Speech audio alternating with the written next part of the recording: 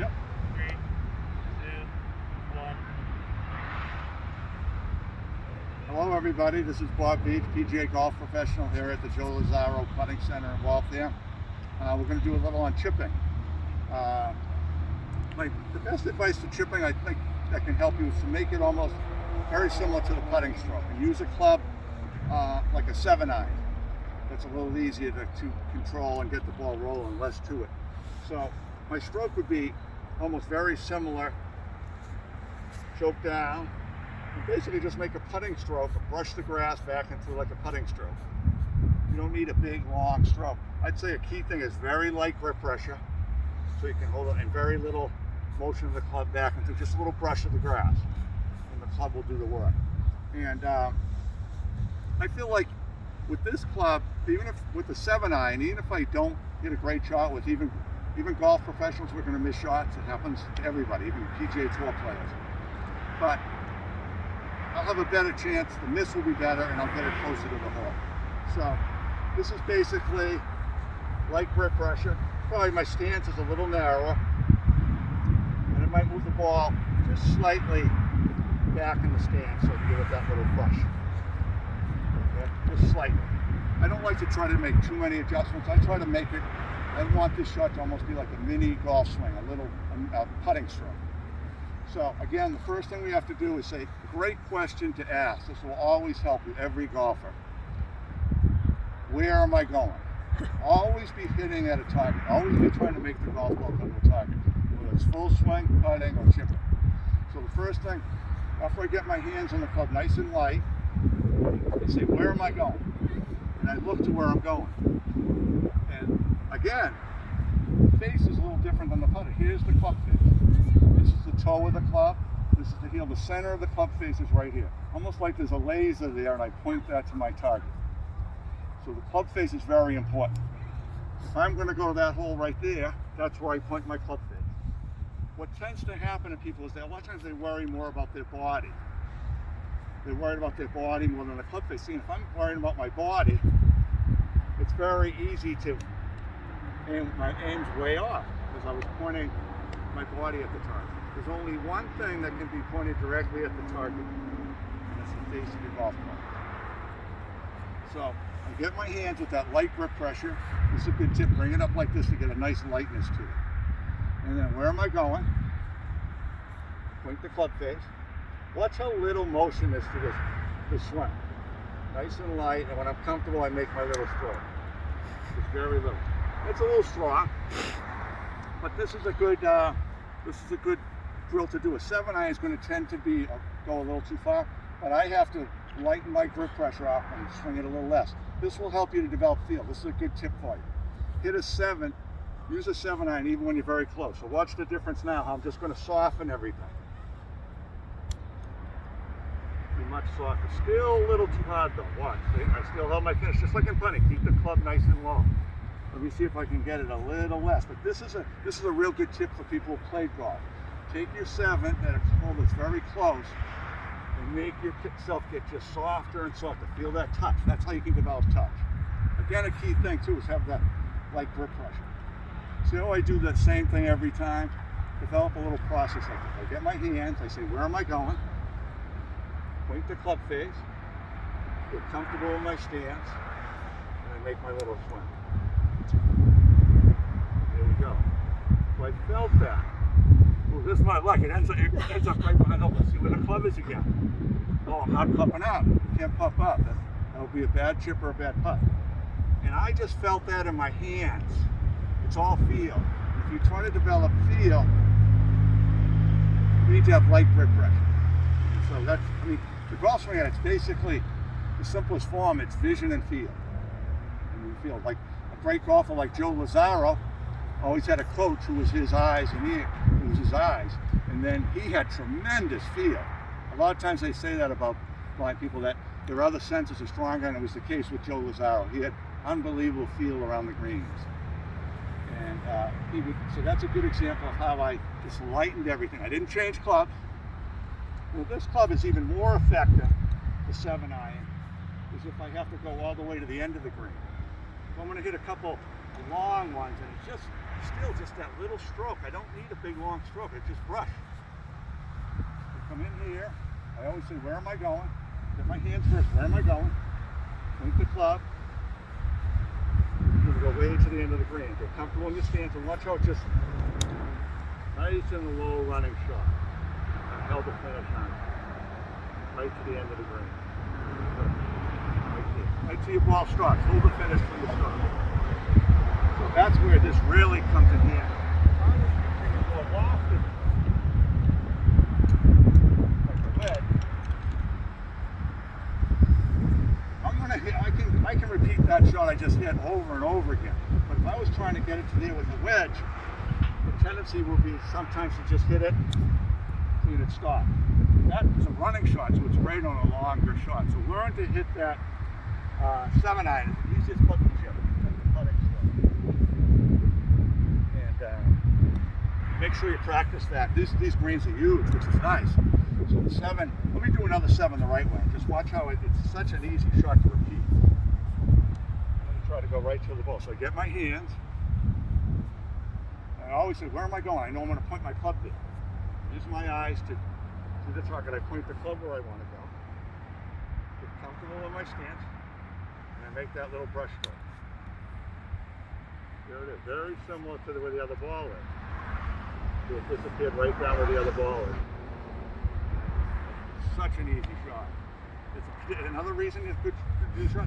Say you have a little bit of a bad lie. This is what I suggest with some good young players have very good feel, and they'll use their most lofted club, the sand wedge, every time.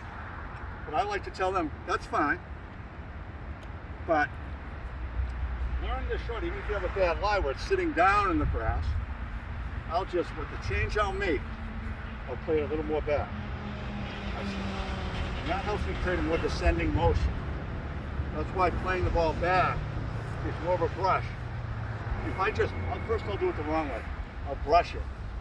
If I brush it, I'll just hit the top of the ball. So now I need a more descending motion.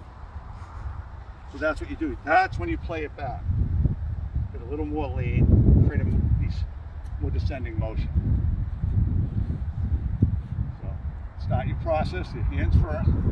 Light grip pressure, where am I going? With the club. Set your body and get comfortable. I'm going to lean a little this way. Play it back, and I just do the same thing. Get down on it a little more. It runs out towards the top. That's a good example. All right, we're going to finish with the high shot. How do you hit a high shot? We have obviously, if I had the 7-iron, that's a good way to think of chipping. Pitching, do you want a low shot or do you want a high shot? See, if I want to try to go in the net, see, this club isn't designed, this is designed for the low shot. So your clubs can help. I'm going to switch to a pitching wedge. And the change is, you never want to play it back in your stance if you want to hit a high shot. You've got to move it more to the front foot, light grip pressure, and you have to let the club swing up, almost like a U or a V. The club just swings right up like that. So let's try one of these. Use your routine, get your hands. Light grip, very light grip. Point the club to the basket. Play a little forward, nice and light. Waist high to waist high. It's almost like a waist high to waist high shot. Get another ball. Here's a good tip for you too. Always get the ball ready. This is in putting too. Don't move the ball to you. Keep hitting from the same spot. I used to do that. I used to do, almost anything you can do wrong, and you learn being an instructor. But put the ball there and make yourself step into the ball and approach the ball, because that's what you have to do in every shot. You can't move the ball to you. So if you practice stepping into the ball, you'll be more comfortable, and then you'll be able to hit better shots. So start from this little routine every time. Light grip pressure. Take the club face. Nice and light. Get a little forward. When you're not comfortable, step minimizing your time over the golf balls. Well, again, this time we're going to go over the basket. We need a high shot, a little longer shot. So there was basically the backspin on that baby. That was basically the same shot I hit with the 7-iron. But there's much more than the more you swing the golf club, the more they can go on. So if I don't have to hit a high shot, then I'm going to keep it low. But when you have to hit a high shot, you use a more lofted club with more swing. Let me switch to the sandwich and I'll finish up with this. We're just going to try the high shot again. If I have to go over something like the basket, the net, I have to hit a high shot. This is a sand wedge. It can also be used, good players always use the sand wedge around the green to get a high shot. So get my hands nice and light. Always say, where am I going? Point the club, set the body, and make a little swing. And that's your high shot. So come here and use the facility and come and practice. That's what's great about this facility too. Let me try one. I'll face, because there's nice undulation here. So I'm going to actually aim to the left side of the putting green, chipping area, and try to get it to stay on. It's like a plateau. That's what's awesome about this facility. It's not just miniature golf, although there's they have like 18 holes here, it's just putting. But here you can get different shots. I'm going to try to, this is like grip pressure. I actually rather see that than someone trying to kill. We got to be able to get that feel going. So always say, where are you going? Look. Take the club. We'll try to get it up on that plateau there. Nice and light. Move a little forward, nice and light. And make a little swing.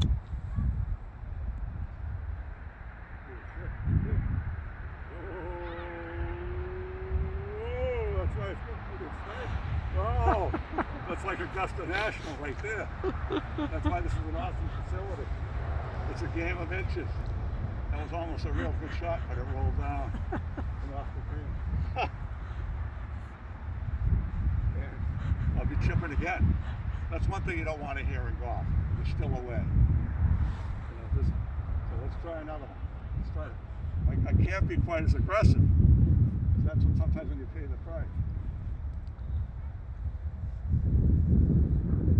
Nice and light. See how when I bounce it like this, I know I'm light. Point the club face. Lay a little forward.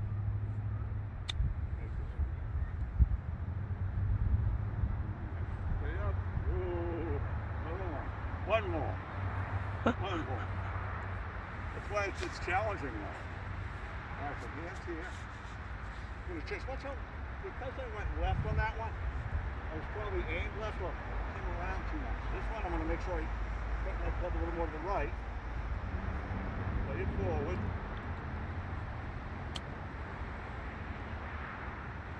There we go. Much better. Golf's such a game. One of those two balls I hit just off the green, if that was another player, they might make their next shot, and then I might come up and miss the putt. It's never over. That's why golf's a great game. But I hope you enjoyed the chipping, and you can do this at this great facility. And try to keep it simple, like you work on your low shot and your high shot. And I think you'll get your short game better. Here's a good tip too, that why this facility is so good. Always practice your short game, putting and chipping, as much as your full swing. You've got to do that. Because good players don't hit the ball. PGA Tour players and LPGA and Champions Tour, they don't always have their A game. But when they're not hitting it well, they take less chances and really try to cash in on their chipping and putting, and then they can still have a good round and win the tournament. So I hope that helps you. Thank you again.